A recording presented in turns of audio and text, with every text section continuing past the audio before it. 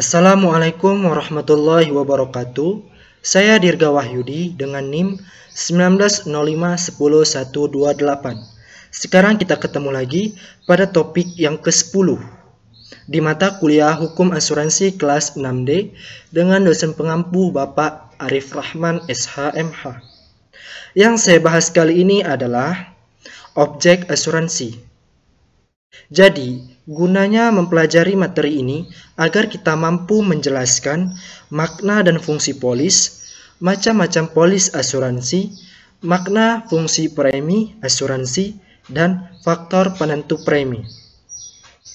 Berikut uraian saya terkait topik ke-10 mengenai objek asuransi tersebut. Objek asuransi adalah jiwa dan raga, kesehatan manusia, tanggung jawab hukum, benda dan jasa, serta semua kepentingan lainnya yang dapat hilang, rusak, rugi, dan atau berkurang nilainya. A. Makna dan fungsi polis. Perjanjian asuransi yang telah terjadi harus dibuat secara tertulis dalam bentuk akta yang disebut polis, menurut pasal 255 Kitab Undang-Undang Hukum Dagang. Polis ini merupakan satu-satunya alat bukti tertulis untuk membuktikan bahwa asuransi telah terjadi, di mana fungsi polis untuk 1.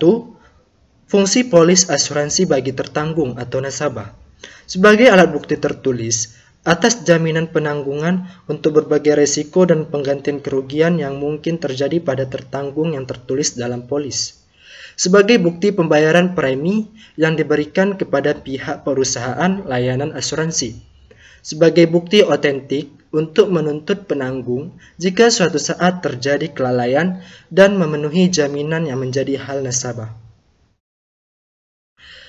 Fungsi yang kedua, fungsi polis asuransi bagi penanggung atau pihak asuransi, sebagai bukti tanda diterimanya premi asuransi yang dibayarkan tertanggung, sebagai bukti tertulis atas jaminan yang diberikan kepada tertanggung, sebagai bukti otentik untuk menolak tuntutan klaim yang diajukan oleh tertanggung jika tidak memenuhi syarat polis. B. Macam-macam polis asuransi. Yang pertama, klausula all-risks. Penanggung akan memikul segala resiko atas benda yang diasuransikan, kecuali kerugian tersebut akibat kesalahan tertanggung sendiri atau cacat dari objek perjanjian tersebut, menurut pasal 276 Kitab Undang-Undang Hukum Dagang dan pasal 249 Kitab Undang-Undang Hukum Dagang. 2. Klausula premier rescue. Pasal 253 ayat 3 Kitab Undang-Undang Hukum Dagang menyatakan bahwa pihak yang berjanji bebas untuk mempersyaratkan dengan tegas bahwa tanpa mengikat kelebihan nilai barang yang dipertanggungkan, kerugian yang diderita akan diganti hingga jumlah yang dipertanggungkan. Yang ketiga, klausula sudah diketahui atau all-sent. Klausula ini menyatakan bahwa penanggung sudah mengetahui keadaan objek asuransi, sehingga menghilangkan dugaan bahwa tertanggung memiliki itikat baik, menurut pasal 251 Kitab Undang-Undang Hukum Dagang. Yang keempat, klausula renunsiasi atau renunsiasi.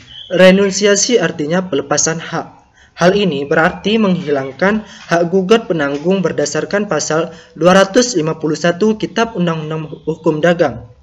Akan tetapi, apabila pengadilan memutuskan penanggung tidak akan melakukan pembayaran, maka penanggung tetap tidak akan melakukan pembayaran terhadap tertanggung, meskipun telah terdapat klausula renunsiasi.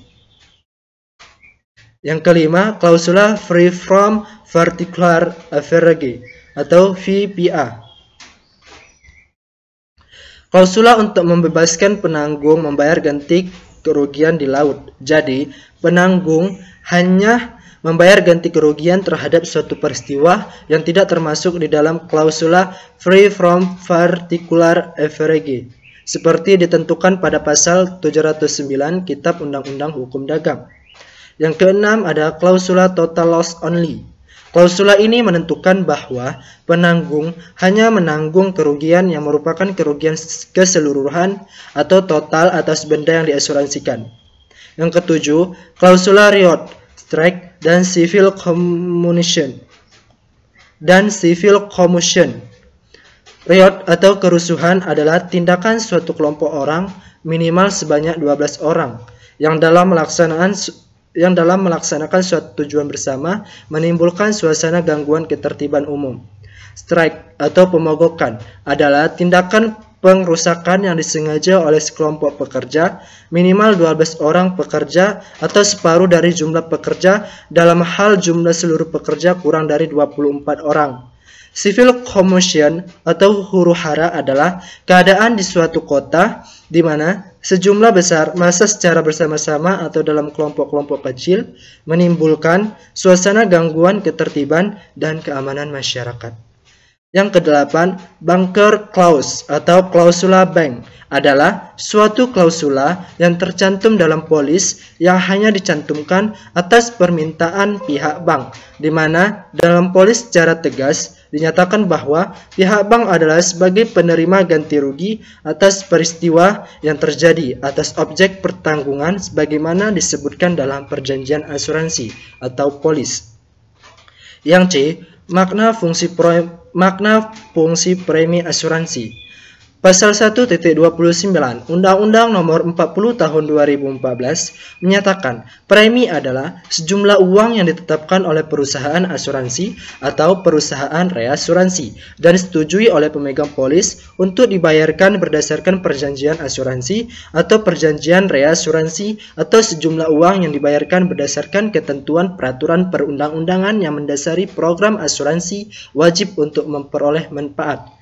Premi asuransi memiliki fungsi utama yaitu pemerataan biaya, yaitu cukup hanya dengan mengeluarkan biaya yang jumlahnya tertentu, memberikan jaminan perlindungan dari resiko-resiko kerugian yang derita suatu pihak. D. Faktor penentu premi. Berikut 4 faktor yang mempengaruhi premi asuransi. Jiwa adalah 1. Tingkat angka kematian tiap negara atau tabel mortalita. Yang kedua, hasil investasi atau terkait dengan tingkat suku bunga. Yang ketiga, biaya yang diperhitungkan atas pengeluaran pajak, laba, dan lain-lain atau contingent cost. Yang keempat, manfaat yang dijanjikan atau manfaat perlindungan. Berikut yang bisa saya jelaskan dan yang saya presentasikan terkait materi pada topik ke-10 mengenai objek asuransi, di mana pada topik mengenai objek asuransi ini kita dapat memahami yang pertama itu makna dan fungsi polis, yang kedua macam-macam polis asuransi, yang ketiga makna dan fungsi premi asuransi, dan yang terakhir yaitu faktor penentu premi.